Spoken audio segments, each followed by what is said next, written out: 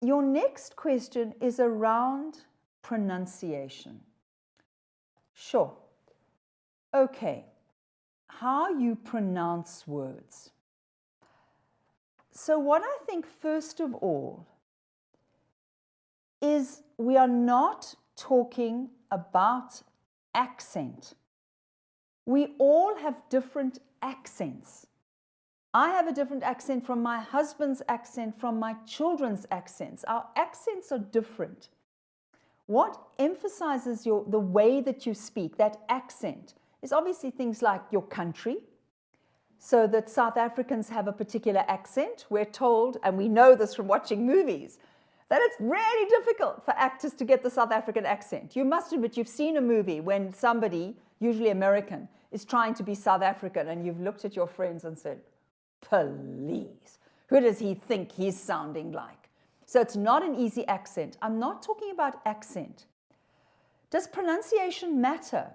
Not much. I think what you need to say is, what is the purpose of speech? Because we are talking about speaking. It is to communicate. And I would say anything that interferes with communication is a problem, like wearing a mask. Haven't we battled? I don't know what we imagined when lockdown started. It would be like teaching in a classroom where everybody is wearing masks. But oh my gosh, has this proved difficult. So if you are saying a word in a way that absolutely prevents communication, then I think we've got a bit of a problem. And I tell you, the word I'm thinking about is the word foe. Because there's also woe and woo. And these all come up in Romeo and Juliet, which the grade 10s are studying. Now, if you say woo, but you mean woe, then you are going to affect communication. Because when you say woe, woe is pain, suffering. Woe is me, you know, my life's cursed. Woo is when you're courting somebody and you're saying, wouldn't you like to go out with me? And I'm thinking about settling down, and won't you move in with me? So do you understand, woo and woe are very different. And some of my students say foo instead of foe. So yes, here the way you pronounce it is significant, but only because it's interfering with communication. Otherwise, no, we all sound so different. If we are talking about English, English is a stress language. So if you have one word like woe, that's stressed. I mean, one syllable. It's just stressed by itself. But if you have, let's say, follow. Follow has two syllables. So do we say follow, or do we say, follow? Do we say follow or follow?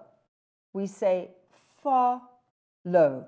We stress it on the first syllable, and the second syllable is unstressed.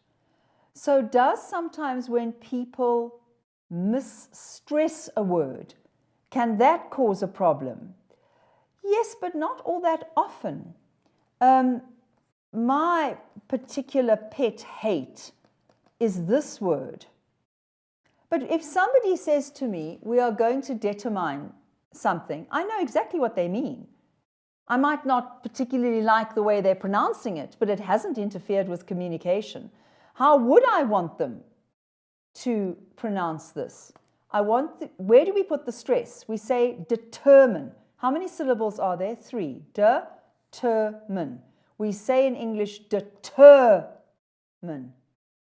But if a person says determine, which a lot of South Africans do, as I say, I understand the person perfectly.